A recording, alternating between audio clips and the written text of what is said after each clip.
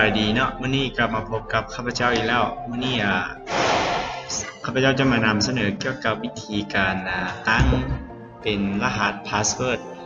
ก่อนที่เราจะเข้าคอมพิวเตอร์ของเราต้องป้อนพาสเวิร์ดเนาะแล้วมันจะมีหน้าตั้งโชว์มาเป็น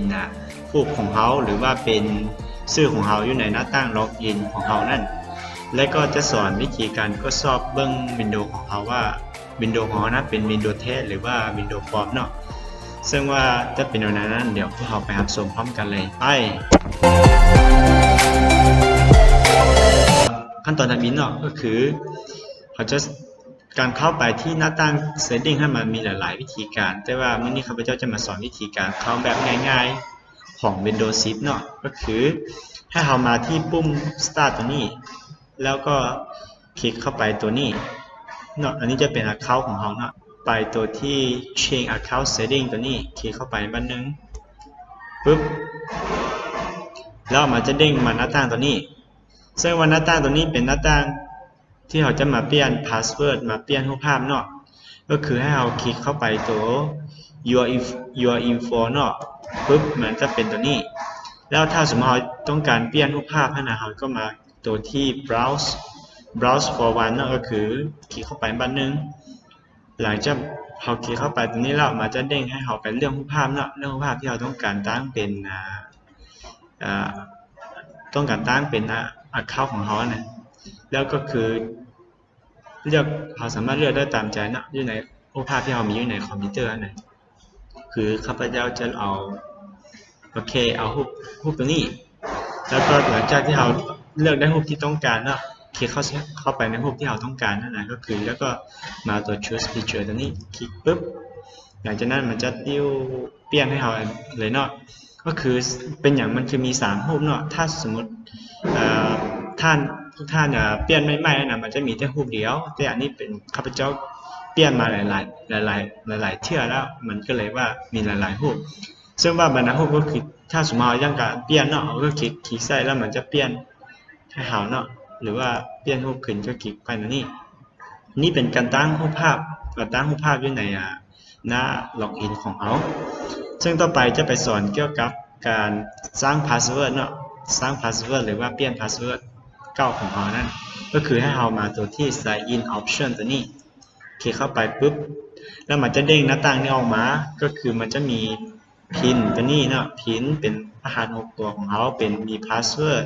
teacher password เนาะขั้นสั้นสิ่งที่เราต้องการเนี่ยก็คือมาเปลี่ยน password หรือว่ามาตั้ง password ถ้าว่าคอมของผู้ใดเป็นคอมที่ว่าบ่เคยมี password มาก่อนเนาะแล้วมันจะมีคำว่า add password ตัวนี้แต่ของข้าพเจ้านั่นมันมี password เก่าอยู่แล้วขั้นสั้นมันจะมีแต่คำว่า change ก็คือมีแต่เปลี่ยน password จากตัวเก่าเป็นตัวใหม่เนาะโอเคให้เราคลิกเข้ามาตัวที่ว่า change ตัวนี้ถ้าของผู้ใดตั้งใหม่มันจะบ่มี current password นะมันจะมีการให้ป้อน password ใหม่ไปเลยแต่อันนี้เป็นมี password เก่าคันซะเราต้องให้ป้อน password เก่าก่อนก็คือ current password ตัวนี้เป็น password เก่าก็คือป้อนไปเลยหลังจากที่เราป้อน password เก่าเข้าไปปุ๊บมันจะเด้งหน้าต่างนี้ออกมาก็คือมันจะบอกว่าnew password เนี่ยคือ password ใหม่ที่เราต้องการใส่ให้ไหนก็คือป้อนเข้าไปตัวที่เราต้องการก็คือตาดำๆตัวนี้แม่นหมายถึงว่าถ้าเราพิมพ์เข้าไปเนาะมันจะมีเต็ดจ้ำๆนะนี่เราบ่สามารถเห็นได้ว่าเราพิมพ์ถูกตามที่เราต้องการบ่เนาะก็คือเรามากดสอบได้โดยการคลิกสตาร์ตัวนี้ค้างไว้คลิกค้างไว้แล้วมันจะโชว์เป็นโดนๆแต่ถ้าเราคิดว่าเดี๋ยวมันจะเป็นอย่างนี้เนาะก็คลิกค้างไว้แล้วก็สอบว่าเราใส่พาสเวิร์ดตามถูกต้องตามที่เราต้องการแล้วบ่ถ้าถูกต้องตามก็คือตัว render password ตัวนี้ก็คือป้อนตัวเก่าไปเนาะป้อนตัวที่ว่าหาก็ new password ก็คือ confirm password นั่นแหละหลังจากที่เราป้อนแล้วเราก็มากดเบิ่งว่าถูกต้องตามที่เราต้องการแล้วบ่หลังจากที่ถูกแล้วเนาะก็ข้ามไปตัว password hint ตัวนี้ password hint ตัวนี้มันจะเป็นคำใบ้หลังจากที่ว่าถ้าสมมติเราป้อน password ผิดเนาะหรือว่าป้อน password บ่ถูกแล้วมันจะออกตัวนี้ออกมาก็คือเดี๋ยวชาวป้อนไปแล้วเราจะไปเบิ่งภาพตัวอย่างว่าเป็นอย่างไรเนาะก็คือป้อนเข้าไป 1 2 3 4 5อันนี้ตัวนี้ป้อนอะไรก็ได้เนาะแต่บ่ให้ซ้ำพาสเวิร์ดที่เราใส่ตัวถึงนี่เราจะเขียนเป็นตัวหนังสือก็ได้แต่บ่ให้ซ้ำตัวถึงหลังจากที่เราป้อนทุกอย่างแล้วเนาะก็คือไปคลิกใส่ next ต่อไปเลยเนาะแล้วออกมาหน้าตั้งตัวนี้มันจะบอกให้เขาว่าnext time you sign in you use your new password เนาะก็คือถ้าสมมติเราต้องการ sign in นั่นแหละเขาให้เราใช้ password ใหม่ที่เราหาก็เปลี่ยนนะถ้าหาเข้าใจแล้วก็คลิก symbol finish ตัวนี้หลังจากนั้นมันจะเปลี่ยนให้เขาแล้วเนาะก็คือ password แล้วก็รูปภาพมันจะเปลี่ยนไปแล้วก็อย่างอีกตัวหนึ่งก็คือเขาได้สองเนาะได้รูปภาพได้พาสเวิร์ดแต่อย่างชื่อของผู้ใช้นะก็คือตัวนี้จะปิดออกไปเลยชื่อของผู้ใช้เนาะเราจะมาเปลี่ยนได้ก็คือเข้าไปตัวปุ่ม search ตัวนี้แล้วพิมพ์คำว่า control panel เนาะ enter หลังจากที่เราคลิก control panel แล้วมันจะมีมาหน้าต่างตัวนี้แล้วให้เราไปตัวที่ user account ตัวนี้เนาะ user account คลิกเข้าไปบ้านนึงแล้วเขาจะเห็นหน้าต่างตัวนี้แล้วมาสังเกตตัวนี้มันจะบอกว่า change your name your account name เนาะก็คือเปลี่ยนชื่อ account ของเราเนี่ยคลิกเข้าไปมันจะบอกให้เราว่าตัวนี้สังเกตเห็นตัวนี้เป็นชื่อ account เก่าของเราเนาะแล้วมันจะบอกว่าป้อนชื่อ account ใหม่เนาะก็คือเราป้อนไปเป็นอันนี้ป้อนได้ตามใจของเราเนาะป้อนอะไรก็ได้เขาจะใส่เป็นคือเก้าแต่ใส่เป็นนามสกุลใส่หลังจากที่เราป้อนได้ตามที่เราต้องการแล้วเนาะก็คือเรามาคลิกใส่ตัว change name ตัวนี้ถ้าเราบ่คลิกตัวนี้มันจะบ่เปลี่ยนเนาะก็คือต้องคลิกใส่ตัวนี้บันนึงสังเกตเห็นมันจะเปลี่ยนแล้วจากเป่ากือแล้วก็ตื้มตัวนามสกุลใส่ทางท้ายนี้เนาะก็คือสำหรับตั้ง password ตั้งรูปภาพแล้วก็ตั้งชื่อ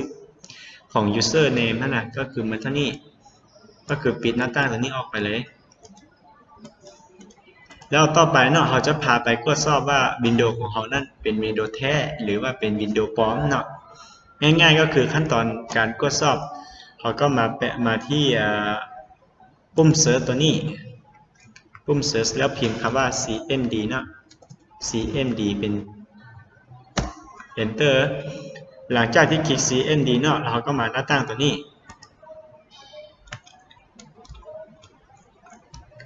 มาหน้าต่างตัวนี้เนาะก็คือ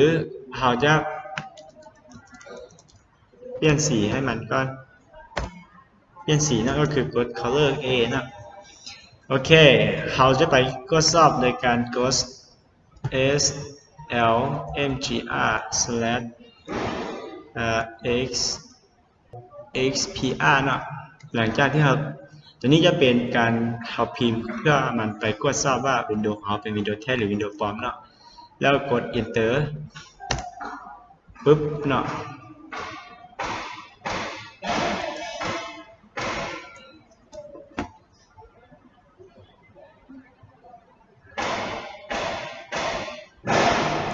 มันคือ